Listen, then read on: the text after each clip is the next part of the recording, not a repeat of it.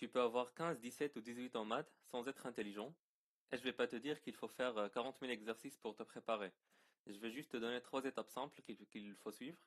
Et ces trucs, on vous les répète toujours, mais c'est souvent soit mal compris, soit mal présenté. Et c'est souvent mal présenté. Donc, et au cas où ça me rendrait plus crédible, j'ai eu 12 en bac blanc que j'avais passé un mois avant mon épreuve de terminale. Et pourtant, j'ai eu plus de 18 en bac. Enfin, j'étais pas le génie qui avait 20 à tous les DS. Pourtant, j'ai pu avoir plus de 18 en bac et plus de 15 en prépa, parce que j'ai fait les classes préparatoires. Donc, ce que je vais vous présenter, c'est vraiment tester et ça marche. Et donc, c'est quoi la formule? Bon, on sait tous qu'il suffit de comprendre le cours, pratiquer en faisant des exercices et retenir ce qu'on a pratiqué et ce qu'on a compris. Mais souvent, les gens, ils savent pas exactement comment on fait ça. Et donc, dans cette vidéo, je vais vous expliquer comment bien comprendre et apprendre le cours, comment pratiquer, comment bien faire les exercices, quels sont les bons réflexes à avoir et comment retenir ce qu'on a appris et ce qu'on a pratiqué, ce qu'on a vu dans les exercices. Donc, la première étape qui est indispensable, c'est la compréhension du cours. Et quand je dis comprendre le cours, c'est pas le lire et apprendre les formules, c'est connaître toutes les définitions. Par exemple, la définition de base du nombre dérivé en un point. Il faut savoir que ça vient du taux d'accroissement, etc. En plus, il faut connaître toutes les formules et les relations entre ces dernières, parce que souvent, il y en a qui découlent d'autres. Et c'est justement quand tu commences à maîtriser ces liens entre les formules de ton cours que tu commences à être efficace sur la recherche de solutions d'exercices. Par exemple, si tu sais dériver la fonction f de x égale à x, la fonction x carré, normalement tu dois savoir dériver la fonction ax carré plus bx plus c sans apprendre la formule de dérivation d'un polynôme du second degré. Il faut savoir les liens entre les formules de ton cours, parce que cette troisième, elle découle des deux premières. Et ça permet d'être très efficace sur la recherche d'exercices. Ensuite, il faut apprendre des exercices et non pas apprendre les exercices. Parce qu'on a tous remarqué qu'il y a des savoir-faire qui reviennent assez souvent en maths. On résout plusieurs exercices de la même manière, mais le but c'est pas d'apprendre les méthodes bêtement. Et parce que bonne chance pour les ressortir le jour du bac avec tout le stress que tu auras. Le but c'est vraiment que les techniques qui se répètent beaucoup commencent à te paraître intuitives. Et comment tu atteins ce niveau? Tout simplement, il faut essayer de comprendre pourquoi on a pensé à la méthode qu'on a utilisée. D'où elle est venue l'idée d'utiliser un certain théorème ou une certaine formule pour une question. Et en plus, il faut apprendre à explorer différentes méthodes pour chaque exercice. Par exemple, si tu es chez toi, tu es en train de chercher un exercice, tu as deux idées différentes. Si tu fais une et elle marche, fais la deuxième quand même. C'est vraiment utile. Fais les deux. Comme ça, le jour du bac, tu seras plus à l'aise que la personne qui faisait toujours la première idée qu'elle avait. Et en plus, ça te permet de voir quelle méthode est plus efficace, comment se comporter en face de situations qui sont un peu différentes. Et je vais te montrer comment faire ça sur un exemple. Donc, j'ai pris cet exercice de l'épreuve de bac de maths. Enfin, je crois bac général, spécialité maths. Et c'est le deuxième exercice de l'épreuve, qui est sur 5 points. 5 points, c'est pas mal. Donc, je vous laisse lire l'énoncé, vous pouvez poser la vidéo. Je vais directement commencer par la première question. Déterminer la limite de f de x quand x tend vers 0. C'est super simple. X, il tend vers 0. Enfin, x carré, il tend vers 0 quand x tend vers 0, parce que la fonction x carré est continue. Ln de x, c'est une formule de cours. Ln de x, il tend vers moins l'infini quand x tend vers 0. Et donc, moins 8 ln de x, ça va tendre vers plus l'infini. 0 plus l'infini, hop, la limite c'est plus l'infini. Première question faite en moins de 20 secondes. On admet que pour tout x plus grand que 0, cette formule, on déduire la limite de f de x quand x tend vers plus l'infini. Normalement, ils t'ont donné l'indication ici.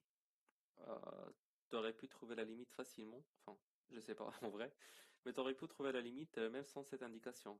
Pourtant, ils ont choisi de t'aider. Pourquoi? Parce qu'on sait que ln de x sur x, ça tend vers 0 quand x tend vers plus infini. Encore une fois, c'est une formule du cours. Et on dit que x, ça l'emporte sur ln de x au voisinage de plus l'infini. Donc, x, il est très grand, il tend vers plus infini. On sait cette formule. Donc, si on rajoute un x dans le dénominateur, on rend les choses pires. C'est-à-dire que la fonction il a une raison de plus de tendre vers 0. Et sinon, tu peux le dire que c'est juste un produit de limite. 1 sur x, ça tend vers 0. ln x sur x, ça tend vers 0. Et donc, le produit, il tend vers 0. Donc, encore une fois, juste des formules de cours, des manipulations de limites. Ça reste très simple. Montrer que pour ce réel, f' de x est égal à ça. C'est un calcul de dérivée très simple. X carré, sa dérivée c'est 2x. Moins 8 ln de x, sa dérivée c'est moins 8 sur x. On va factoriser par x. Enfin, on va mettre au même dénominateur. Et on aura 2x carré moins 8 sur x. On factorise par 2. C'est 2 fois x carré moins 4 sur x. On a fait la troisième question. Donc j'efface ça. Encore une fois, c'était des formules de base du cours. Il fallait juste être un tout petit peu rapide le jour du devoir. Donc, les variations de f, pas en vue, enfin, même sans tracer le tableau de variation détaillé, etc. X, il est dans 0 plus l'infini. Donc, le dénominateur est toujours positif. Donc, c'est le nominateur qui détermine le signe. Le dénominateur, c'est quoi? C'est x carré moins 4. X carré moins 4, on connaît tous son tableau de signes. Moins 2, 2. Là, c'est plus, là, c'est moins, là, c'est plus. Hop, hop. Et donc, le tableau de variation de f, il est comme ça. Encore une fois, application simple du cours. Peut-être vous feriez pas aussi rapidement que moi, mais ça reste très très faisable.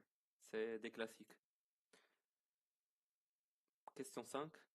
Montrer qu'on a une solution unique.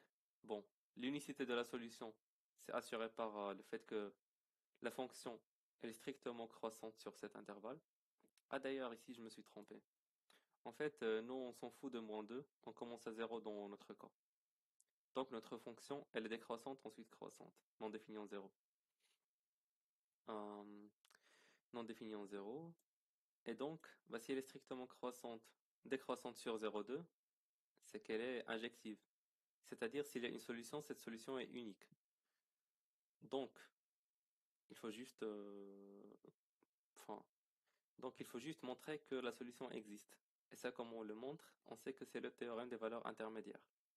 Encore une fois, c'est simple. C'est la première chose à laquelle on pense quand on nous demande de montrer qu'une fonction admet une solution. Pour la question 6, elle se résout de la même manière que la question 5. Et la question 7, il faut réfléchir un tout petit peu, mais ça reste simple. Enfin, ça reste simple quand tu prends beaucoup de recul. Je dis pas que ça doit être simple pour tout le monde. Mais bon, on voit bien que un exercice sur 5 points, c'est vraiment trois formules de cours. 4, c'est juste on détermine un signe. 5, 6, on sait qu'il faut faire le TVI. Et question 7, il faut réfléchir un peu. Et maintenant que tu connais ton cours, tu as commencé à faire des exercices assez différents, tu as commencé à remarquer qu'il y a des savoir-faire qui se répètent, bah, le but c'est de mémoriser un peu ce que tu as bien compris. Et ça, comment on le fait? Il faut juste revenir sur les exercices qui t'ont paru un peu difficiles, que tu as réussi ou pas. Et ça, c'est vraiment utile parce que tu as tendance à mémoriser les choses qui t'ont posé des difficultés. Et donc, il faut revenir sur ces exercices. Il faut relire le cours de temps en temps.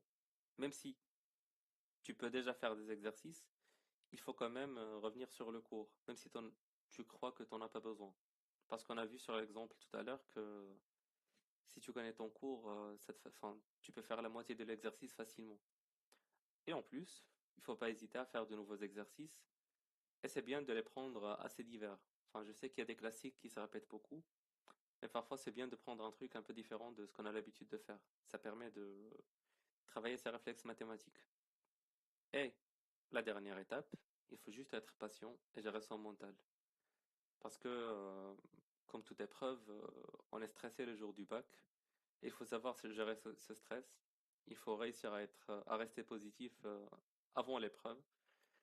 Il faut pouvoir persévérer, pouvoir continuer avec les efforts, même si on a de mauvaises notes. Parce que, comme je vous ai dit, j'ai eu 12 dans l'épreuve de bac blanc à peu près un mois avant mon bac. Et enfin, je sais pas, je visais 18 ou 19. Mais quand t'as 12 et que toi tu vises 18, c'est pas très agréable pour le moral. Et donc, il faut bien gérer son mental. Et normalement, tout doit bien se passer.